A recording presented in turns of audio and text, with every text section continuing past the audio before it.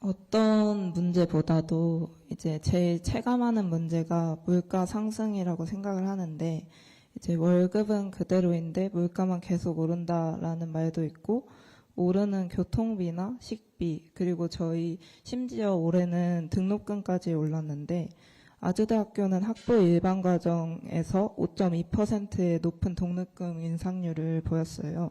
그래서 이런 등록금 인상에 기숙사비 인상에 이런 어려움이 많은데요.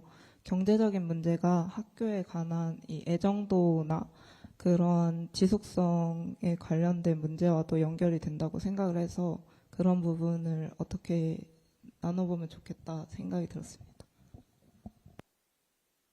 이거 무지하게 어려운 얘기네요.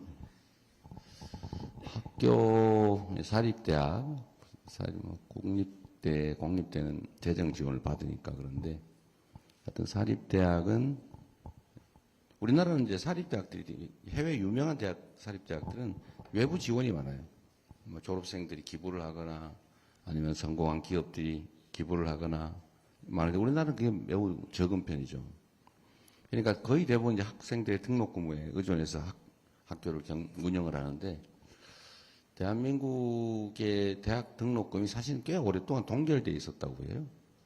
꽤 오랫동안.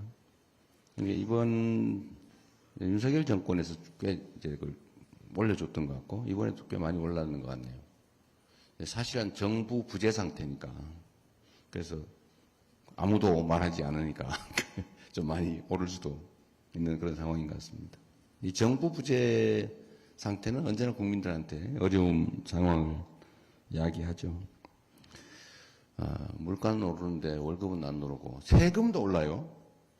물가가 오르니까 명목임금이 오르는 거예요. 실질임금 똑같은데 명목임금.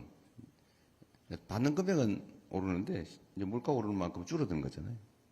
명목임금이 오르니까 세금은 올라요.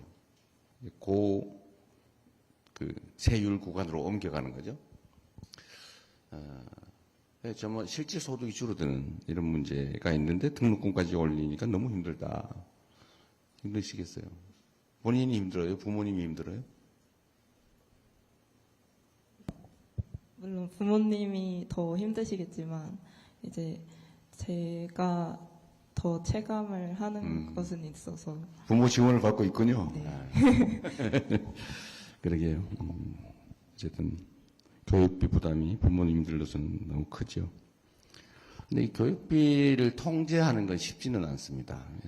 이게 억지로 누른다고 되는 건 아니고, 지금까지 대학 등록금 통제를 한 것도 정부에서 일종의 지원을 하면서 억눌렀던 건데, 이제 앞으로 이 방향이 계속 유지될 수 있을지는 확신하기 어려워요. 결국 학생들에게 장학제도를 확대할 수밖에 없을 것 같아요. 장학제도를. 장학제도 또는 대출제도. 장학제도는 결국 국가재정이든 학교에 운영비에서 일부 하든 할 텐데, 결국 대출제도를 잘 만들어야 되는데, 지금은 그래도 많이 좀 개선됐지만, 제가 성남 경기도에서 한 일 중에 그런 게 있죠. 학자금 대출을 받으면 이자를 내잖아요. 근데 이자가 부담이 되잖아요. 그 부담도 꽤 크더라고요. 학자금 대출이 쌓이니까. 그래서 이 이자 부담을 졸업한 후까지 유예해주고, 그 사이에 이자를 시가 이제 부담해주고, 그거 하다가 더 넓혀가지고 취직할 때까지 이렇게 계속 밀어주고 있는 거죠. 이게 선진국들이 많이 채택하고 있는 제도입니다. 그러니까 대출해주고 이자가 발생하긴 하는데 낼 의무는 없고, 나중에 수입이 생기면 그때부터 그 일정 부분을 일정 기간 내면 이제 없어지는 거죠. 근데 우리도 사실은 이 제도를 좀 빨리 도입을 해야 됩니다. 그리고 청년들한테 공부할 기회를 주고 청년들의 역량을 키우는 게 국가 역량을 키우는 일이기 때문에 이걸 개인 문제로 남겨두면 안 돼요. 각 국가의 구성원, 국민들의 역량이 큰 게 그 국가 역량이거든요. 근데 지금 대한민국의 기본 기조는 각자 알아서 산다, 각자 도생. 이게 어느 순간에 마치 진리처럼 얘기되기 시작했습니다. 이걸 바꿔야죠. 기업이, 국민이 부자가 되면 나라가 부자가 되는 거고, 국민들이 역량이 뛰어나면 뛰어난 국가 역량을 가진 뛰어난 나라가 되는 거죠. 그러니까 이런 공적 책임의식이 정말로 필요하지 않을까 생각해요. 기대하시기 바랍니다. 얼마나 기대하면 될까요? 지금 말하긴 좀 그래서. 네, 마지막으로 우리 고은진님 고민도 한번 들어보겠습니다. 네. 고은진 씨 얘기하기 전에 참 우리 이가연 학생은 문화 콘텐츠 학과라고 그랬어요? 네, 문화 콘텐츠 학과. 아주 전망 있는 학과를 하신 것 같아요. 전망이 있긴 한데 저희는 약간 예술 관련 지원이나 그런 문화예술계가 솔직히 지금 많이 그렇죠. 죽어가는 상태라 전망이 크다고는 볼 수 없다고 생각을 네. 하는 개인적으로는 새로운 정부가 들어서면 전망이 아주 좋아질 가능성이 높습니다. 기대해도 됩니까? 이 얘기 잠깐 할게요. 이게 이제 문화 콘텐츠 분야는 과거에는 산업이라기보다는 각자의 취미 활동, 자기 실현 활동 이 정도에 머물렀는데 이게 미래에는 이제 첨단 기술 산업 이거 외에 사실은 문화 콘텐츠 산업이 매우 유망해요. 지금 그게 이제 보이는 게 OTT를 중심으로 한 한국 문화, 드라마, 영화 이런 게 되게 유행을 하잖아요. 근데 저게 이제 지금 우리는 그 혜택을 잘 못 누리는데 기업들은 사실 그 혜택을 누리고 있어요. 이미. 그러니까 전 세계에서 한국말로 된 음악을 듣고 한국 드라마, 영화를 보면서 한국 음식을 맛보고 한국에 가고 보고 싶어요. 그리고 앞으로 아마 이게 하나 더 추가가 되는데 사람들은 민주주의, 그러니까 자기 주체성에 대한 열망이 있어요. 자기가 세상의 주체가 되고 싶지 누가 대상이 되고 싶겠어요. 이거를 충족시키는 게 민주주의인데 이게 지금 이때까지는 간접민주주의, 대의민주주의 제도 때문에 내가 나라의 주인이라는데 진짜 맞나? 이거 뭐 투표 때, 선거 때만 동원되는 그런 이용되는 존재 아니야? 이런 생각을 하다가 아니 그게 아닌데 대한민국 봐라 응원봉 들고 막 노니까 대통령이 파면을 당해버리고 나라가 통째로 바뀌고 국민 개개인의 역할이 저렇게 중요한데 그럼 아예 이제는 일상적으로 국민들의 주권 의지, 정치적 의사가 반영되는 시스템을 만들자.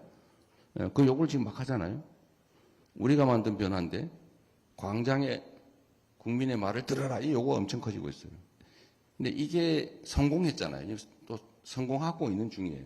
이제 6월 3일에 실패로 귀결되어 버릴지 성공으로 나아갈지는 뭐 여러분의 투표 결과에 달려 있겠지만 어쨌든 그게 성공을 한다면 전 세계에서 정말 아름다운 무혈의 정치혁명이 이루어지는 거예요. 역사에 이런 일이 없잖아요. 다 막 총 쏘고 막 누구 죽고 다치고 막 부서지고 난리를 친 다음에 엄청난 희생을 치른 다음에 보통 현실 권력이 교체가 되는데 이 나라는 뭐 막 응원봉 들고 노래 부르고 그러더니 바뀌어버렸어요. 근데 이것도 하나의 커다란 민주주의 문화로 전 세계에 각광을 받게 될 텐데 이 문화 콘텐츠라고 하는 게 이제는 그냥 단순한 놀이, 단순한 취향 이런 게 아니고 이제는 엄청난 돈벌이 산업이 되는 거예요. 기업들도 한국에 대한 이미지가 좋아지니까 한국 물건을 산단 말이에요. 지금 한류 때문에 기업들은 엄청난 혜택을 보고 있어요. 수출 기업들은.